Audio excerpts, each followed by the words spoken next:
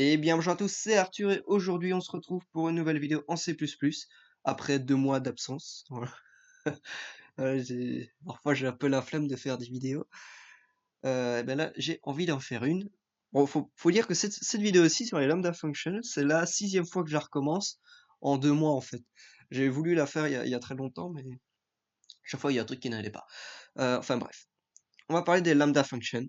Qu'est-ce que c'est que ce truc? Eh ben c'est ce que vous voyez à l'écran, c'est les espèces de parenthèses cheloues.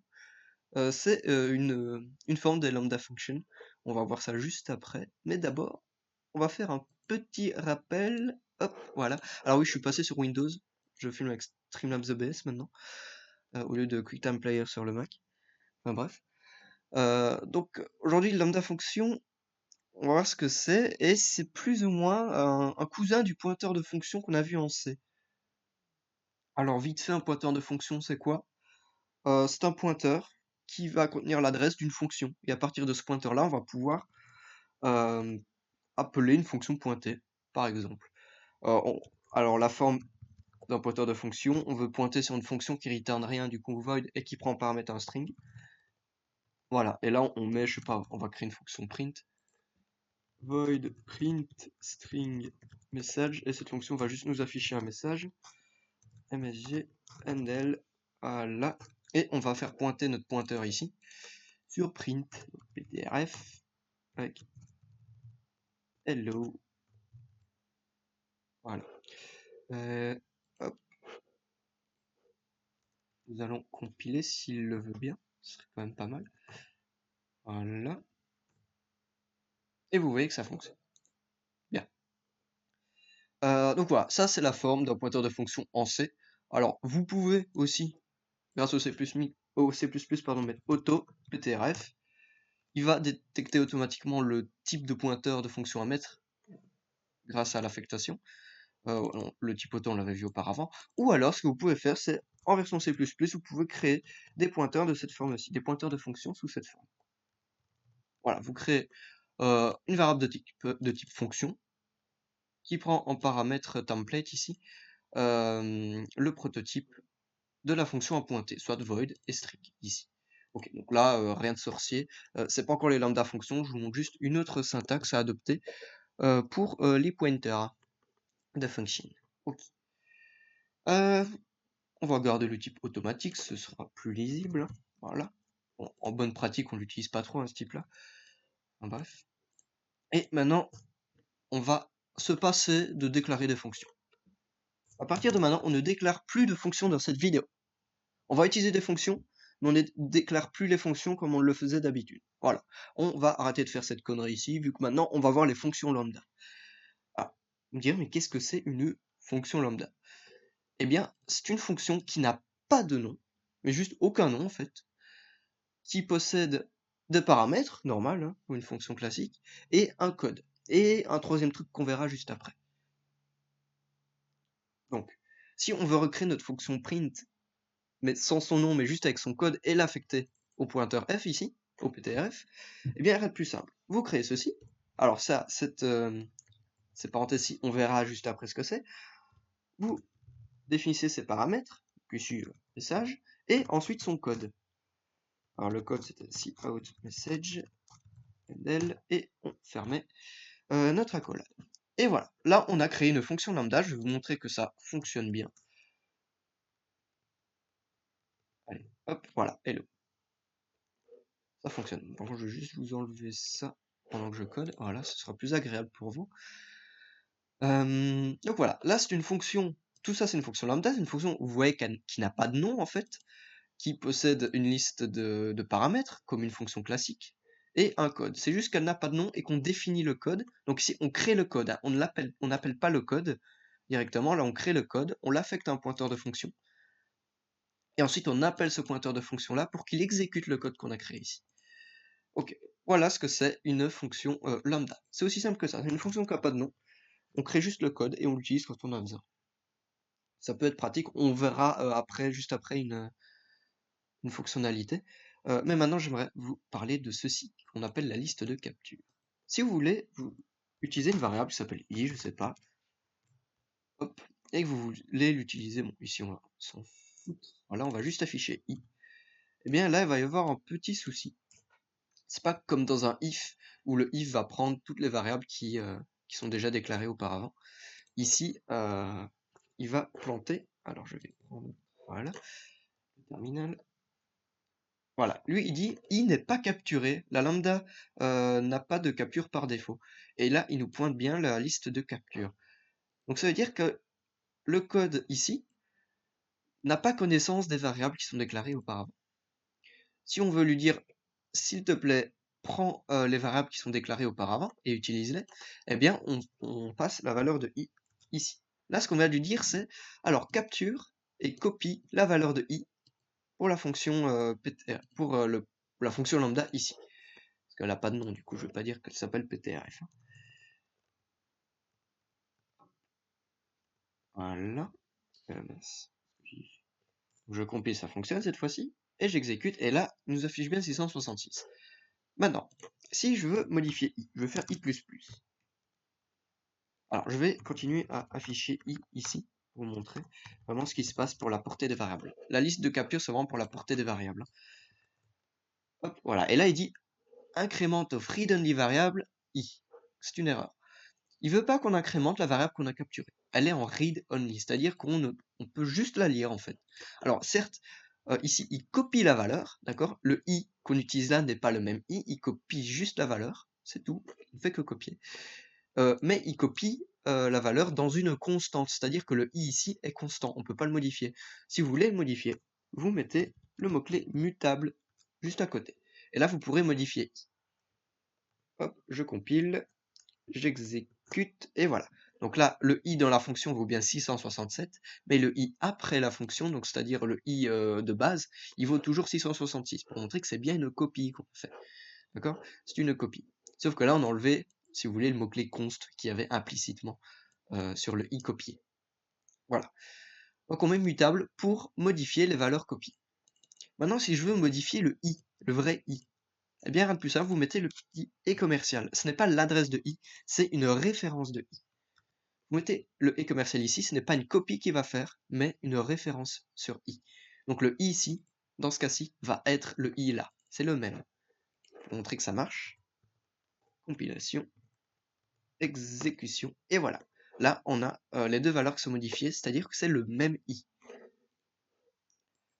Voilà ce que c'est la liste de capture. Alors, petite autre chose, si vous avez une autre variable, rien de plus simple, vous pouvez faire virgule, vous mettez une autre variable, là vous copiez j, d'accord.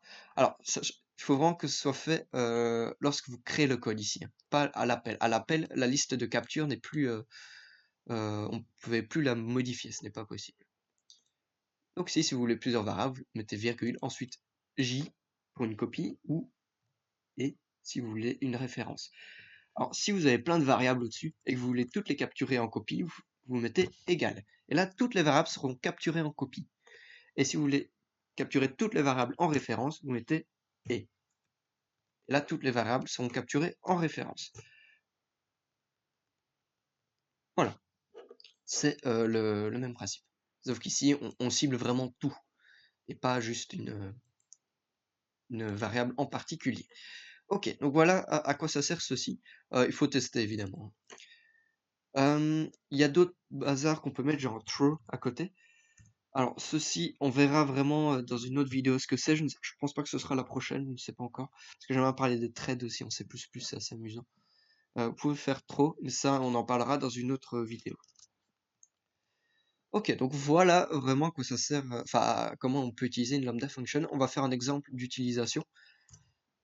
On va créer une classe dont on va pouvoir modifier le type à tout moment.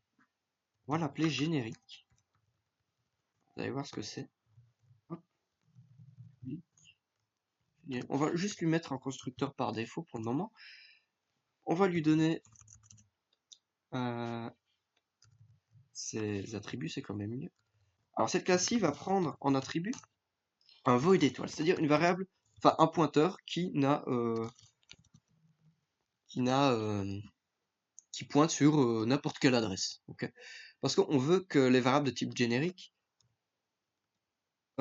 puissent prendre des valeurs comme un int, un float, un objet, un string, n'importe quoi. D'accord? À tout moment, on peut lui changer le type à tout moment. Du coup, il va encapsuler un pointeur qui va pointer vers n'importe quoi. Ok? Voilà. Et ce qu'on veut, c'est lorsqu'on déclare une variable de type générique, on va appeler g, si on fait g est égal à 5, eh bien le pointeur va être alloué avec une taille d'un int et on va lui donner cette valeur-ci.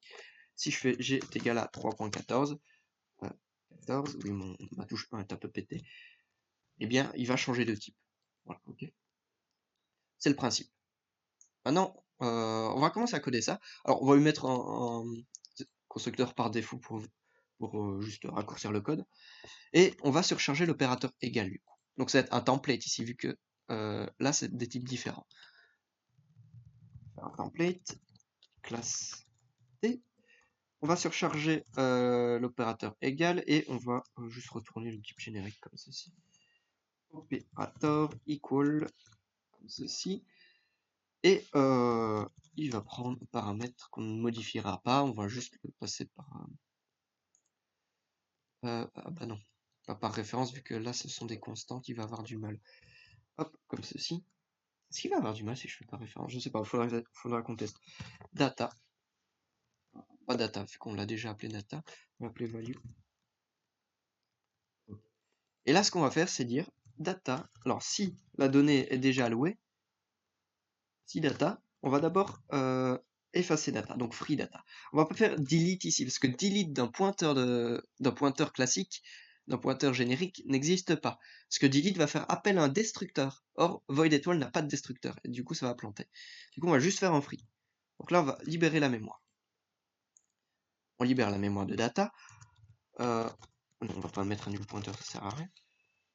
Et ensuite, on va réallouer data. Donc data est égal à new t. Donc on va lui allouer le type qu'on a reçu en paramètre ici, new t, de value. Donc on va copier la valeur. Il faut évidemment que le type ait comment dire, je ne sais même plus m'exprimer, ait un constructeur de copie. Okay. Donc voilà, là on crée une nouvelle valeur. Ensuite, ce qu'on va faire, c'est qu'on va surcharger l'opérateur avec un template de casting. Opérateur T. Donc là, on surcharge l'opérateur de casting.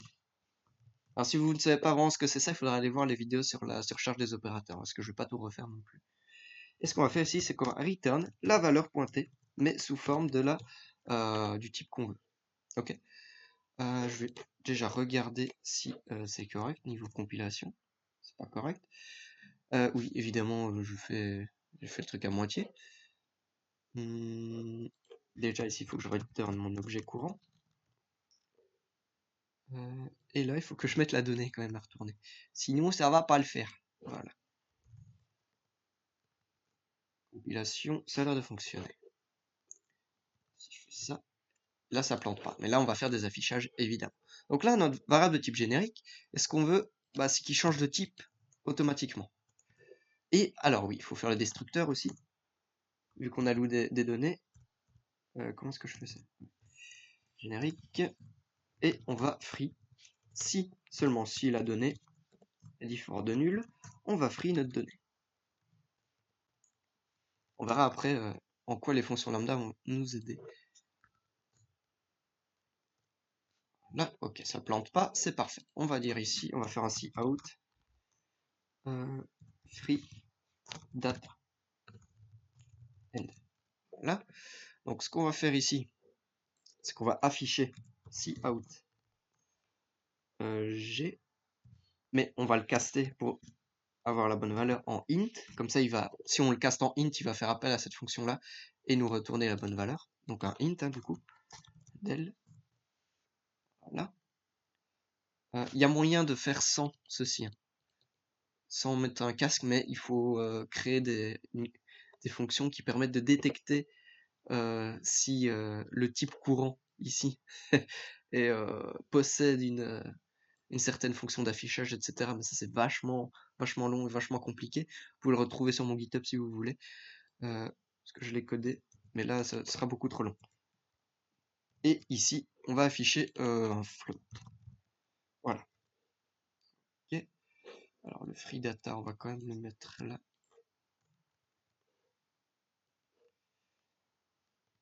Hop, compilation, ça fonctionne. Et pef. Et là, on voit bien. Donc là, il nous affiche bien un entier. Ensuite, il free la data parce qu'il va affecter une nouvelle valeur. Un point. Où est-ce qu'il met cette valeur-là? Je ne sais pas. C'est peut-être un double que j'aurais dû mettre. Double. Alors parfois, il fait des trucs bizarres avec les nombres à virgule. Je sais pas pourquoi. Voilà, là c'était un double qu'il voulait. Ok. Donc voilà, là on a bien une variable qui peut prendre plusieurs types en fait.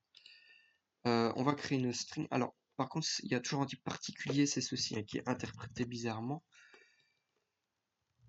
String. Ouais, ici c'est toujours interprété bizarrement. C'est parce que ici c'est un pointeur de char étoile, hein, c'est pas vraiment une string à part entière. Et vu qu'on n'a pas surchargé pour les pointeurs, on va pas s'en occuper maintenant, on va juste créer une string. Voilà. Hop. Pourquoi est-ce que tu ne veux pas? C'est pas gentil ça. Ah oui, ouais, le type string c'est toujours été une connerie.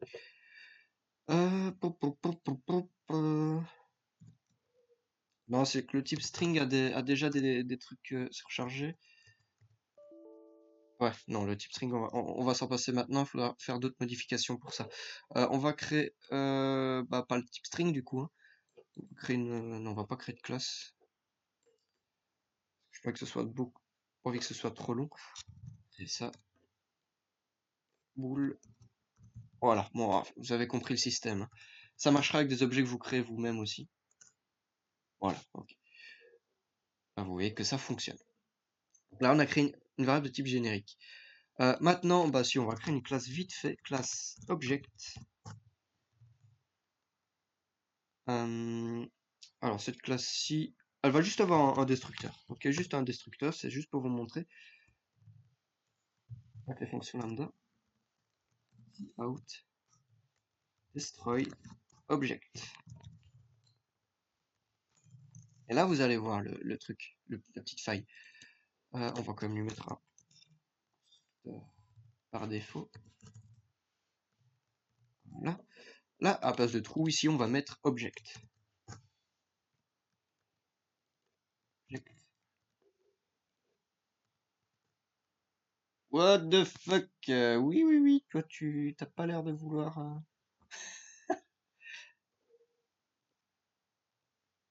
Ce genre d'erreur. Alors, ce compilateur, par rapport à l'ancien sur Mac, il est vachement violent. What the fuck? Ouais, ça doit être un problème de no match for operator. Bah oui. Je suis neuneux, moi. J'ai pas surchargé l'opérateur d'affichage. On va vite faire ça. Opérateur. Post out. Post object. Out. I am an object. Handle. Là, c'est pas si out, si out. Turn. Tourne. Voilà. Là, ça devrait peut-être un peu mieux marcher, à moins que je dois refaire un constructeur. Ouais, il faut quoi. Allez là. Si hot parental. Ouais, il n'y a pas de constructeur enfin de copie et tout ça. Ouais, on va pas se casser le cul, on va pas l'afficher, on s'en branle de l'afficher. On va juste faire comme ça et vous montrer un petit truc. Là, normalement, ça devrait fonctionner. Ouais, là, ça fonctionne, heureusement. Et là, il va y avoir un truc. 5, il le free, ok. Destroy object. Alors, le destroy object, c'est parce que ici, on a un objet, on vient de créer un objet, on l'affecte, donc on le copie dans G, et puis il se détruit tout seul, cet objet-là. Cet objet-ci, après, n'a rien à voir avec le G. Donc ici, c'est l'objet qu'on a créé qui se détruit, mais pas l'objet qui est dans le générique, d'accord? Ensuite, on voit qu'on free. On free bien l'objet, mais le problème, c'est que le destructeur de l'objet n'est pas appelé. Ce destructeur-là n'est pas le destructeur qui est dans le générique, hein, d'accord? Ce destructeur-là est le destructeur de l'objet qu'on a copié, qui est juste là. Donc logiquement, il devrait y avoir un autre destructeur qui s'appelle, sauf qu'il ne s'appelle pas. Et c'est logique, parce que de toute façon, lorsqu'on fait un free ici, ça n'appelle pas le destructeur. Et on ne peut pas faire delete de la donnée, ce n'est pas possible. Vous voyez? Deleting void étoile is undefined. Lui, ce qu'il connaît, c'est le void étoile, mais il sait pas que le void étoile pointe vers un type object. Vous voyez? Du coup, il y a une solution pour dire d'appeler le destructeur d'object. Alors, soit vous faites un template ici et vous dites que générique est de type object, comme ceci avec un objet, et là, du coup, bah, il va, enfin, faites T ici, et lorsque vous appelez votre générique, vous appelez avec object, et ensuite vous faites delete de data castée en type T, sauf que du coup, bah, le générique n'est plus générique du tout, il ne peut prendre qu'un seul type, le type qu'on lui donne un template. Et ça, c'est pas ce qu'on voulait. Ce qu'on veut, c'est avoir un type qui prend des types totalement à part entière, mais qui peut quand même delete le type passé par affectation. Donc ce qu'on veut, c'est pouvoir faire delete de data en mode object en fait, pour obtenir le prédestructeur. Eh bien, en fait, c'est possible grâce aux fonctions lambda. On va rajouter un attribut, donc un pointeur de fonction. On va mettre ceci comme prototype, et on va l'appeler destructor. Voilà, ça fait un peu Terminator, mais voilà. Ok. Et destructeur, à chaque fois qu'on va changer le type, il va changer. Regardez. Hop. Destructeur, il va être égal à quoi? On va créer une fonction lambda, comme ceci. Et destructeur va appeler le comment dire, le type, le destructeur du type concerné. Ce qu'il va faire, c'est qu'on va T étoile, il va delete un type T étoile. Là, c'est ici qu'il va reconnaître le type. Parce que là, le type, il le connaît. D'accord? Là, la fonction, on l'a crée dans une autre fonction qui connaît le T, le type T. Du coup, on va lui attribuer le type T. Lui, il va le connaître, le type. Ensuite, on lui met data. Alors, ici, soit on crée générique étoile, enfin générique et ici, et ensuite on fait c.data, ou soit, ce qu'on peut faire, c'est on donne le pointeur d'ici, comme ça on peut y accéder comme si on était dans l'objet. Voilà, moi je préfère faire comme ça on ne rajoute pas de paramètres par ici. On n'oublie pas le point virgule, et on vérifie quand même que si data, voilà. Alors par défaut, je vais lui mettre comme une valeur, mettre un truc totalement vide. J'aime bien faire ça, comme ça on est sûr qu'il n'y a pas n'importe quoi dedans. Ok. Donc voilà. Et ce destructeur-là, on va l'appeler à la place du free en fait. Alors le si data, on n'est pas obligé de le faire étant donné qu'on le fait déjà. On va appeler le destructeur, comme ceci. Donc il va appeler le destructeur de l'objet, de l'ancien objet. Voilà. Et ensuite il va redéfinir le destructeur avec le nouveau type d'objet. C'est aussi con que ça. Du coup le destructeur, on va l'appeler aussi non destructeur. Enfin, dans le destructeur de notre objet générique. Alors là, normalement, j'ai pas fait d'erreur. Évidemment que si, sinon c'est pas drôle du tout. Voici déclarer un petit scope. Qu'est-ce qu'il me raconte ce con? Doesn't name a type. Ah oui, j'ai mis functional. Alors c'est function. Voilà, ça marche mieux. Donc je fais test. Alors, j'ai pas affiché free. J'ai enlevé le free, affichage du free, mais le 5 est bien free. Ok. Et là, on voit bien que le deuxième destroy, il a bien eu lieu. Alors que ici, il ne connaît pas le type. Mais le type est connu dans la fonction. Étant donné que la fonction, on l'a créée lorsque dans une autre fonction qui connaissait le type. Du coup, on peut faire appel au destructeur. Voilà, donc là, on peut s'amuser à créer une variable qui prend des types totalement aléatoires et alambiqués. On peut créer des types plus complets, hein, qui vont... des types génériques plus complets. J'en ai fait un d'ailleurs. Je vais vite fait vous le montrer. Alors, je vais chercher dans mes bordels. Voilà. Je l'ai appelé générique aussi. Alors là, c'est un peu plus complexe, mais vous pouvez créer un type du genre. Vous pouvez aller le voir sur mon GitHub. Faut pas que j'oublie de mettre le lien cette fois-ci. Voilà, c'est un truc du style. Vous pouvez regarder un petit peu. Je vous laisse faire vos captures d'écran, etc., si vous voulez. Mais ce type-là est quasi totalement générique. Et il permet d'afficher aussi les valeurs génériques. Il reconnaît le type grâce à ça. Alors ceci, c'est quelque chose d'exceptionnellement bizarre. Même moi, je comprends à moitié ce truc, mais bon, on verra ça probablement un autre jour. Vous pouvez aller voir le code sur mon GitHub. C'est dedans. Vous avez une variable quasi totalement générique. Et qui prennent pas trop de place en mémoire. Parce que c'est vrai que faire comme ceci, ça rajoute quand même un pointeur de fonction. Sachant que le function void machin est plus lourd qu'un pointeur de fonction classique. Il fait 32 bits, alors que le pointeur de fonction classique n'en fait que 8, ou 32 si vous êtes 132 bits. Voilà. Enfin, 32, 4 peut-être plus. Ok. Ici, j'ai fait un mécanisme qui permet de mettre les pointeurs de fonction autre part que dans le type. Enfin bref, on verra ça probablement une autre fois, une vidéo fun ou quoi. Donc voilà à quoi sert un des exemples pour les fonctions lambda.